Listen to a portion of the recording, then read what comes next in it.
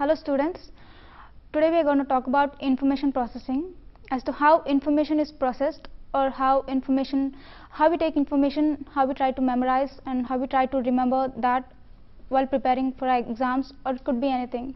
For example, if you look at a girl in the slide, she's sitting in front of the books and she's trying to see whether how she will be able to remember or how she will be able to read all through, whether she'll be able to complete it or not, or how she'll process the information or how she will take in the information.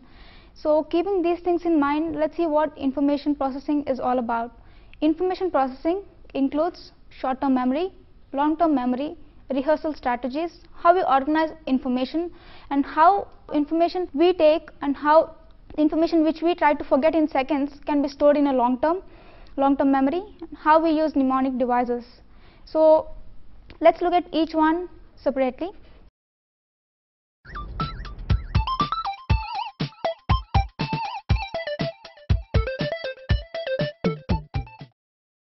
Coming to the first one, rehearsal. Rehearsal is an event that occurs as preparation for a performance. Many a times we have realized, or when we have any other program or for any other preparing for any exams or any lectures, we try to rehearse it before actually going on to the stage or actually giving an exam. We prepare as to how we need to write an exam or how to give a lecture in front of the audience.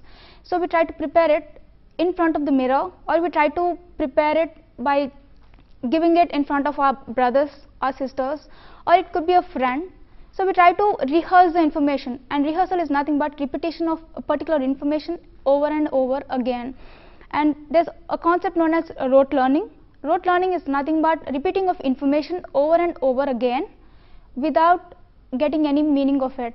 It's just like you mug up for the exam, the next day you forget it. In the same way, rote learning is nothing but learning, but it won't stay for a very long time. And in rote learning, there's something known as rote rehearsal. Rote rehearsal is similar to rote learning. Rehearsal means you rehearse more lines or more concepts you rehearse, but it just stays only for a short period of time, but it's not stored in a very long time. Maybe you rehearse it, but after a couple of minutes, that information is gone. Coming to what exactly rehearsal strategies are. Rehearsal strategies, while preparing for a lecture or for an exam, we try to rehearse the information over and over again. So when we try to repeat the information over and over, how do we actually rehearse that information? Do we use a particular strategy? For example, a football player trying to hit a ball, how will you do it?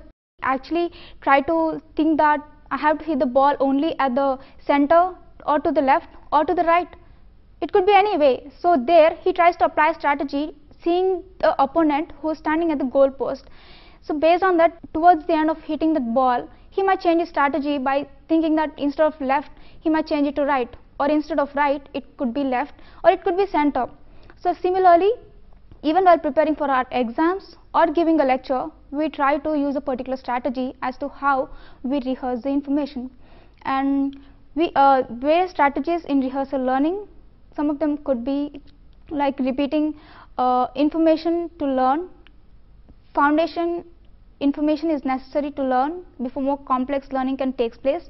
As in, foundation learning is necessary. Foundation learning here, it means without learning ABC, you are trying to learn how to write an essay in the exam. And the other strategy in rehearsal is evaluating when a rehearsal strategy is just right and when a different strategy is needed. For example, if you are preparing for a maths exam, it's not easy to remember all the sums descriptively. You have to do the sums, you have to see the question, then you have to do the sum. So there, evaluating which strategy you will use while reading a particular subject or giving any lecture.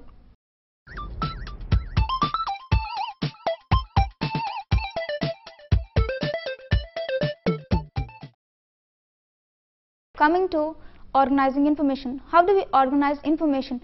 For example, a World Cup is going on, Football World Cup. So how do they organize the information which they get from all the different countries or all the different entries to participate in this particular World Cup? So for this organizing information, the committee might use two things. One is outlining the material. So when the committee got the entries from all over the world, then it tries to outline the material as to which country or which football team has to be selected, and which that team has to be put in which group, and how all the information which they have got should be put in a particular place, and how each team is to be put in a different group based on a particular criteria. So based on that, the committee tries to outline the material, outline the information which it got from all the different countries. So there it's trying to sort it out step by step in a organized way. And the other one is making a concept map. Concept map is nothing but you prepare a map like you have a committee, then you have an organization, then you link that committee to various other committee which is in charge related to seating arrangement, or it could be any other thing. So there the committee or the person tries to prepare a cognitive map where he tries to put in all the information both visually and verbally. Then coming to elaborating information. How do we elaborate on the information? I'm sure many of you all must have had this experience of getting a question in the exam which you might have not known at all, and for that you try to write some vague answer for which you know only one word, and you try to elaborate on that. For instance, if you don't know anything about cow or how a cow looks like, then what do? If you just know a single line about cow, that it gives milk, how do you elaborate on that? You just know that only that particular sentence or particular information that cows gives milk, and no other information about the cow, whether how it looks like or what are the uses of cow. You don't know anything about it, but you just know particular information. So you try to think about it, and you come up with your own creative ways to write a short answer or an essay answer in your exam. So in the same way, how do we elaborate information? For example, there are two ladies talking, and this lady says, "That's about it. I've already told you twice as much as she told me." So it means she's already told her once, and the second time she just elaborated the whole thing again in a different way. And information can be elaborated in two ways. One is through creating summaries. How do we create summaries? Summaries can be done in the beginning or at middle, or it could be at the end. If it's at the beginning, a teacher might start saying that, asking about previous day's class, and then you summarize the whole thing what happened in the class, and in between maybe a teacher tries to give a lesson for half an hour and then tries to ask the students as to what important points are in that particular half an hour what she taught. Or it could be at the end, towards the end of the class, a teacher might give 5 or 10 minutes aside just to revise what she taught in the class. So there you create a summary by just focusing on the main points. And the other one is monitoring comprehension. Monitoring comprehension is done in two ways. One is through self-questioning, and the other one is through self-evaluation. When you have the information that you have to prepare for a particular lecture or for a particular exam, then you try to ask yourself, you ask questions about that particular information. In case if you forget whatever you have learned or whatever you have gone through the information, then you try to get more information from self-evaluating.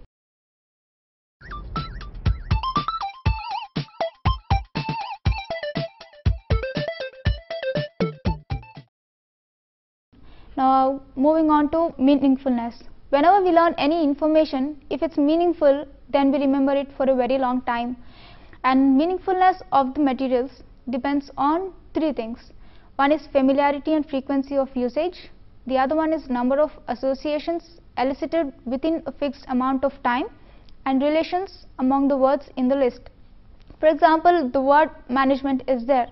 If you don't know what exactly the word management is, or if you have not come across the word management, then it's not easy to remember the word management. If a person gives you a jumbled word management, you might easily make a few words like nag, ENT, or it could be engagement instead of management, just because you didn't come across the word management. So familiarity is how acquainted are you with a particular word.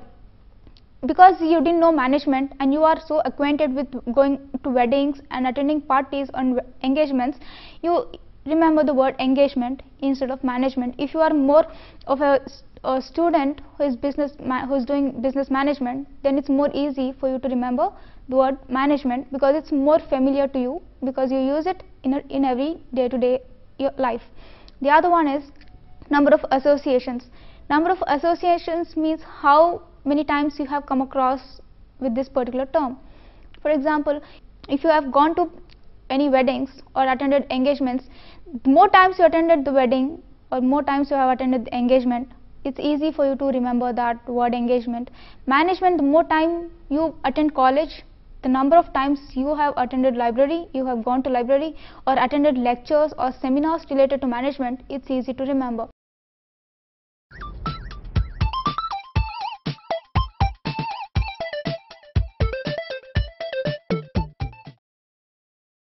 Now coming to short-term memory. What short-term memory is? Short-term memory is also known as primary or active memory. The duration of short-term memory is 20 to 30 seconds. And George Miller, the psychologist, he came up with a theory called 7 plus or 7 minus theory. Short-term memory, we have two things, it's memory span and chunking. And his theory states that a person can remember maximum of 7 plus or 7 minus items within 20 to 30 seconds span, and not more than that, because if a person remembers more than those items, then it will get stored in long-term memory and not in short-term memory. For instance, you wait at the bus stop and a person is standing next to you, and you look at the other person, and then you get your bus comes, and then you get onto the bus and you come to your college or you go to your office. Then after reaching your college or office, a person might ask, do you remember the person who was standing beside you at the bus stop? Do you remember that person? Maybe you might remember the face, though not clearly, but it could be very vague.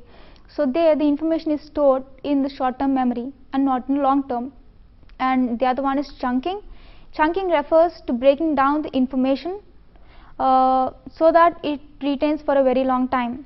For example, if a person asks you to remember a 10-digit number, or if you were to remember your friend's phone number, if she gives her phone number, a 10-digit number, she just says it to you once and she expects you to remember.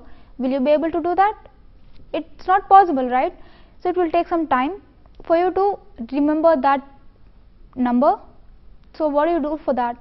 You break down the information. For example, if the number is 714-865-2189, there you break it down to 714-865-2189. So breaking down this 10-digit number, you are trying to remember.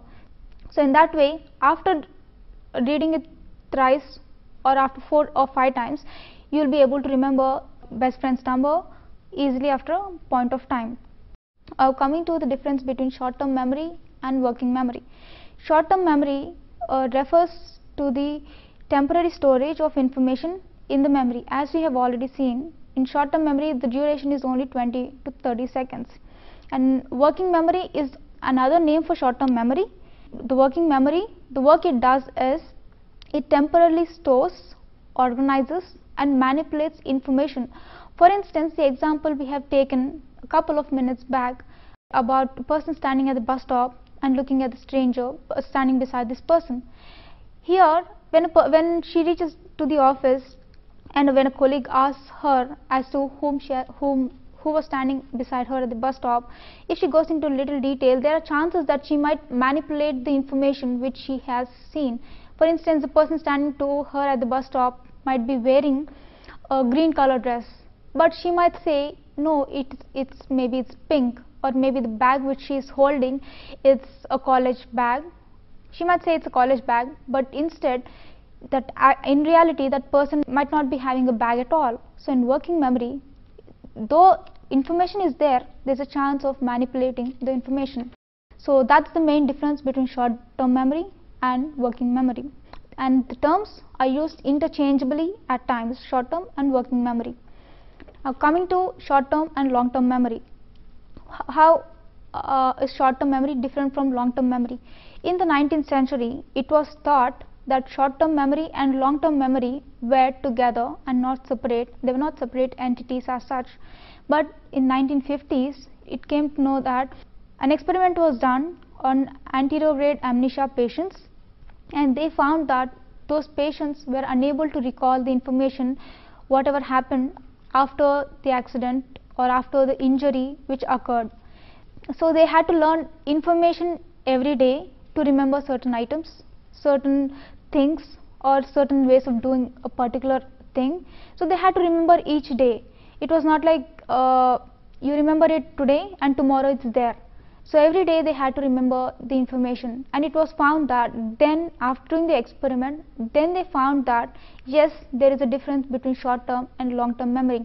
If short term and long term memory existed together, then patients would have easily remembered the information, the events which happened or events which occurred right after the incident or even right after the brain injury also. So because of the injury, they were not able to recollect or retrieve the information after the injury. So it was clearly evident that there is a very marked distinction between short term and long term memory.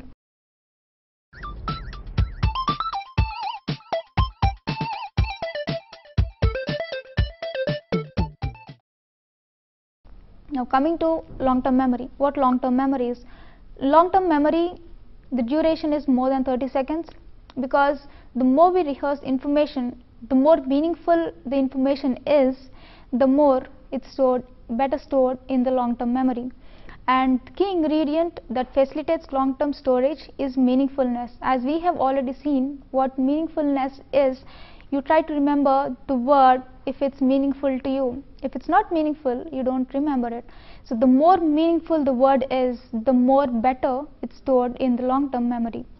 And primary strategy for transferring information from working memory into long term memory is referred to as encoding or elaboration.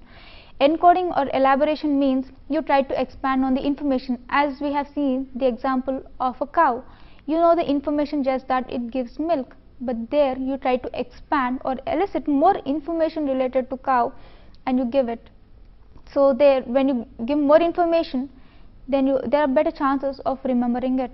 And there are two major problems related to the use of long term memory.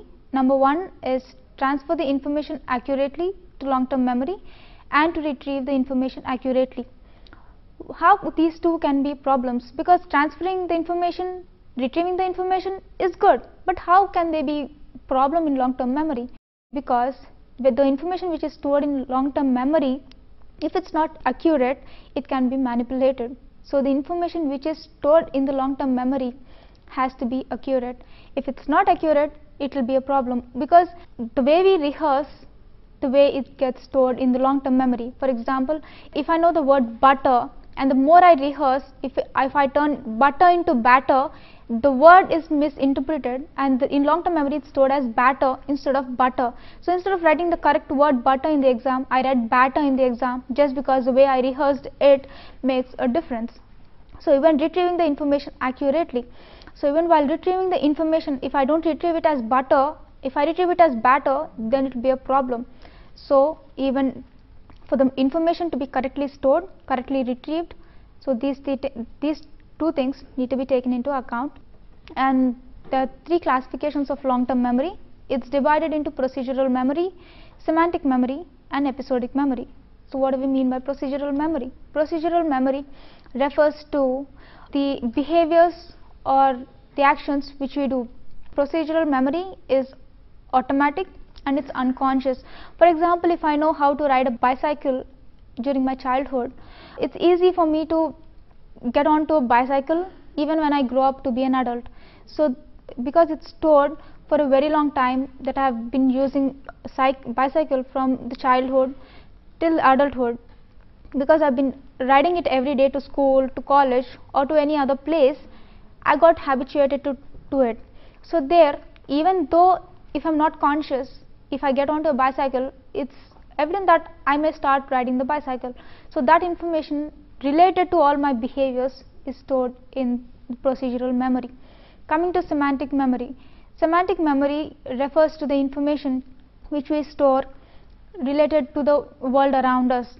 For instance, if I know that Delhi is the capital of India, it's easy for me to remember that with the meaning of the word Delhi is the capital of India. So this information is related to the world around me, and not related to any other incident. It's not related to my personal life, it's related to the world around me. And now coming to episodic memory. Episode means a particular incident, or it refers to a group of incidents which occurred in a person's life. For example, if a person comes and asks you what's the best incident which you remember as a child, then you go back to your childhood and try to remember as a kid what was your best memory. So it's like going to that childhood, remembering that particular incident, that best incident of your childhood is known as episode, because you're remembering a particular incident, not all, though the whole information is not there, that particular incident you are remembering. So it's stored in the episodic memory because it's related to the incidents happen in a person's life. And semantic memory and episodic memory are both declarative and conscious. They are not unconscious, because they are consciously you try to play. When a person comes and asks me what is the best incident in your childhood, I don't unconsciously reply. I'm fully conscious as to what happened in my childhood, and I try to respond by being inconscious. Not like I faint and then I respond. It's like I'm fully present, fully alive, and then I respond.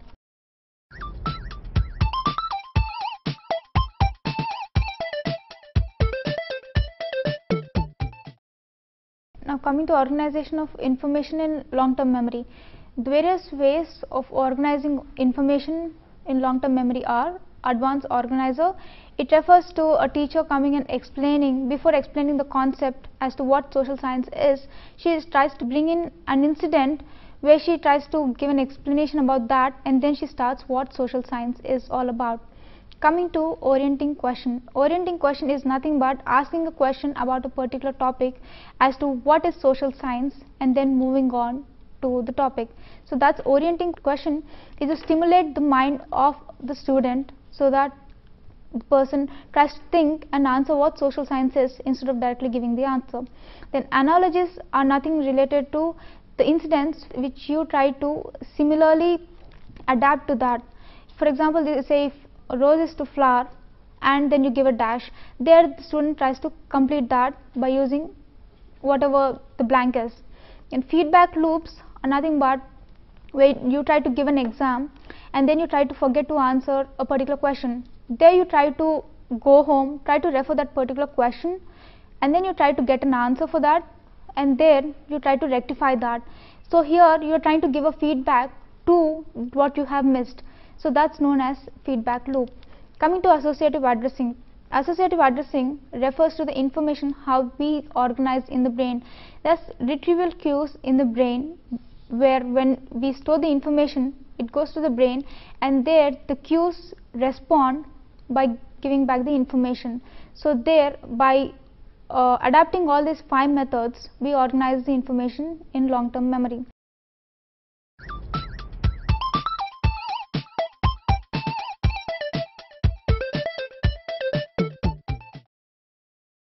Now coming to mnemonics. What are mnemonics? Mnemonics are nothing but memory aids, and the various aids or various memory aids in mnemonics are: first one is method of loci.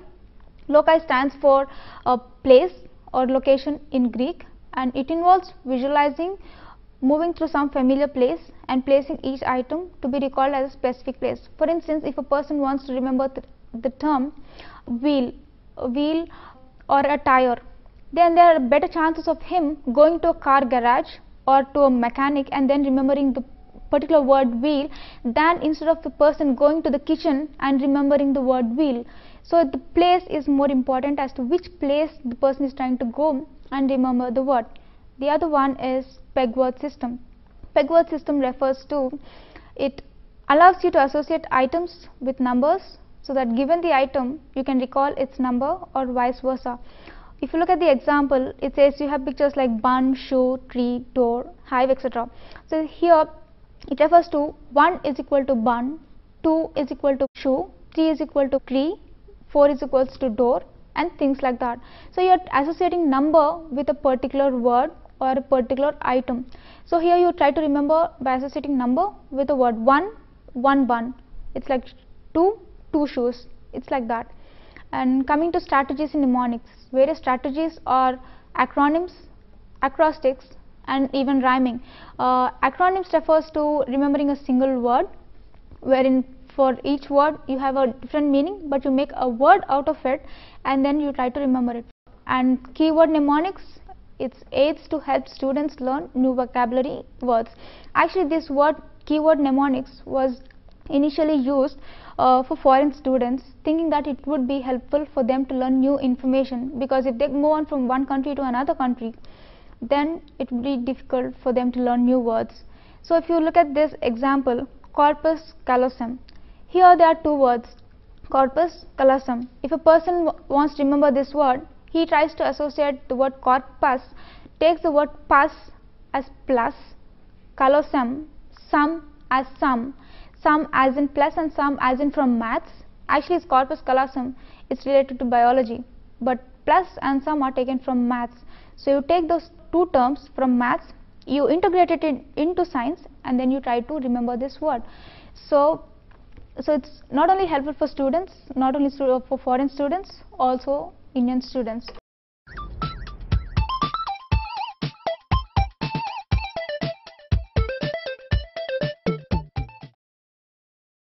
Effective learning strategies are nothing but intentionally using a certain approach to learn and remember something.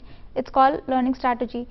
When you try to learn intentionally and you try to remember it, not like you don't want to remember or things like that. And under effective learning strategies, you have identifying important information, retrieving relevant prior knowledge, and taking notes.